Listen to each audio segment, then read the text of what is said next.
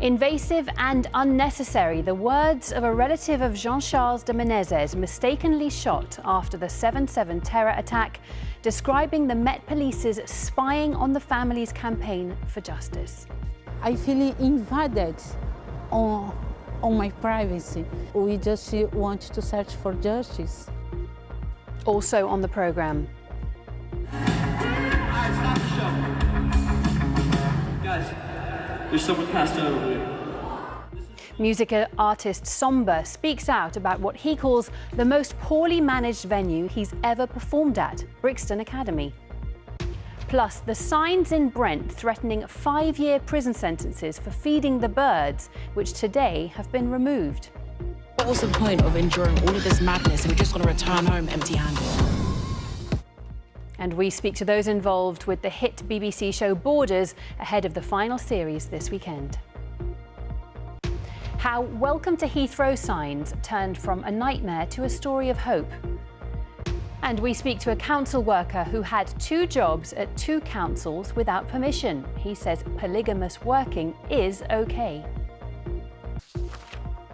A 37-year-old man has been charged with making an explosive substance with intent to endanger life after 100 homes were evacuated and a homemade explosive device was found in Pitsea near Basildon.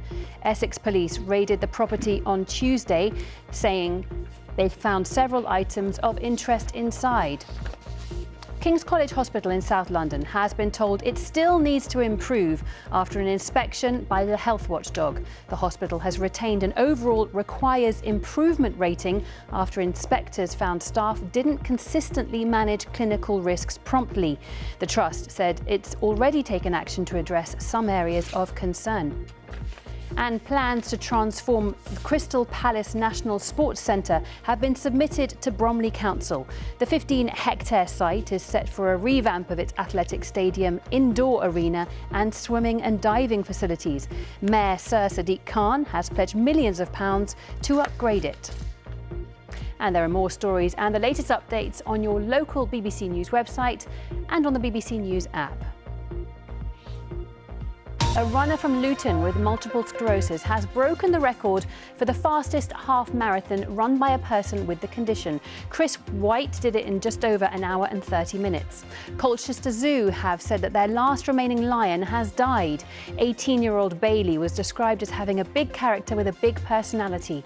And a Reading family have continued the tradition of donating a kidney. First it was brother Philip to sister Susan. Now their other 2 brothers have shared a kidney. Some other stories now, and the RMT has called for urgent action to protect transport workers in the capital. New analysis carried out by the union has found a 9% rise in the number of violent incidents against staff over the course of a year. It comes as the Mayor and TfL hosted a summit today aimed at reducing abuse on the transport system. And tougher rules for tidying up e-bikes come into force in Haringey as part of a new contract with operators Lime and Forest. They'll have a stricter timetable to collect abandoned or obstructive bikes, with fines if they don't comply. A man who worked for 2 councils at the same time and was then sacked once it was discovered and pursued for fraud says he still feels like he did nothing morally wrong. Paul, not his real name, contacted the BBC to tell his story after we reported on efforts being made by the public sector to crack down on staff who practice polygamous working. The government says that since 2016, it had caught out 301 employees and recovered £1.35 million in salary payments. I didn't feel any sort of moral quandary in terms of, am I duping someone or grifting or whatever the word might be, because I was working really hard to do the work. I think technology is probably the main reason why it's possible, legitimately possible to do that, because I don't have to be in the office in one central place of work all the time. The most poorly managed venue I've ever played at in my life. The words of Grammy and Brit-nominated singer Somber about the Brixton Academy at his gig there on Monday. He made the comment after stopping his set to alert security to an audience member who'd fainted in what many described as sweltering conditions at the venue. Well, Layla Hayes is there for us this evening. Layla. Well, Alice, it is now more than 3 years since that dreadful crush incident here at the Brixton Academy killed 2 people and left another with life-changing injuries. We were told that new safety measures had been put in place, but on Monday night, a concert had to be stopped here after a member of the public fainted in the crowd. And it wasn't stopped by security, it was stopped by the man on stage.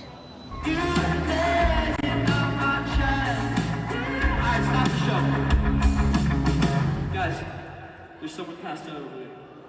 This is the most poorly managed venue I've ever played at in my life. US singer Somber stopping his show mid-performance at the Brixton Academy after someone faints. You guys need to pay attention to safety comes first. He then criticises the venue's management after security apparently failed to spot what's happened. Played 3 nights here and I've never played at a more poorly managed venue. Many of those in the crowd later took to social media to voice their concerns, including Olivia. Honestly, the security was awful. Like, we were trying to get in and out, like people were trying to get water, go to the toilets, they just weren't letting them. And people just have to keep pushing through, weaving through the crowd. They were handing out waters. I was like near the barricade, but I feel like it wasn't getting to like the crowd in the back. There was too many people passing out, not enough water. It was so hot inside. There was just no AC. I was genuinely like boiling. It wasn't great. In 2022, the Brixton Academy had its licence suspended after a crush at a concert by Afro-pop singer Ashake. About 3,000 people have broken the doors outside, and because of security, the police have asked us to close the show. Security guard Gabby Hutchinson and mother of 2, Rebecca Ikemelo, were both killed. And the venue was only allowed to open again after Lambeth Council approved extra safety conditions. When the venue reopened in 2024, its owner, Academy Music Group, said it had developed new safety measures, including stronger doors, better queuing system and more secure ticketing. But this latest incident has left many wondering whether things really have improved. We approached Academy Music Group today but had no response. In a statement, Lambeth Council told us they permitted the O2 Brixton Academy to reopen in April 2024 once it met 77 robust new conditions designed to promote public safety, including the safety of both visitors and employees. We are monitoring that these conditions are met on an ongoing basis and will take any breaches seriously. Stop the show. Those at Somber's concert on Monday say it had to be stopped on more than one occasion. The council say they're now liaising with the Met Police to decide whether further action is needed. Layla Hayes, BBC London. Now, signs put up by Brent Council that threatened 5-year prison terms for feeding birds have been removed today. They've been there for over 2 years, but a day after we got in touch to ask the council about them, they've been taken down. Hannah Gray reports. There are thought to be around 3 million pigeons in London. But are they pests or should they be protected? Feeding them has become a hot topic here in Kilburn, where signs have been spotted that some locals have found threatening. They're actually completely ridiculous, absurd, disgraceful, and in my view, could be considered an abuse of power. Michael is a wildlife rescuer. It's something that I feel quite strongly about. Someone has to stand up for them because they're really sweet, innocent creatures. One student who's recently moved here from India didn't know that feeding the birds in Kilburn was considered a crime, and she was fined by enforcement officers. I felt in the moment quite intimidated for something as little as a slice of bread. I have a fine of £100 that's worth at least a few weeks of groceries for me as a student. The sign is also written in 5 South Asian languages and claims people caught feeding birds could face a 5-year prison sentence. Criminals would normally get a 5-year jail term for violent offences, such as inflicting grievous bodily harm, firearms offences, or possession of Class B drugs. I just think it's a bit too much, especially the harsh penalty. The pigeons aren't that big a deal, and if they if they mess on your clothes, it's good luck. I mean, I don't want to have pigeon poo on me, but I don't want to go to prison for 5 years either. I definitely wouldn't feed them though. Often the people from the shops leave bird food out, and the bird food always goes away because the birds eat it. So in my eyes, it's not really littering, just because by the end it's not there. Brent Council did remove the controversial signs this morning and said they're sorry for any confusion caused by this old sign.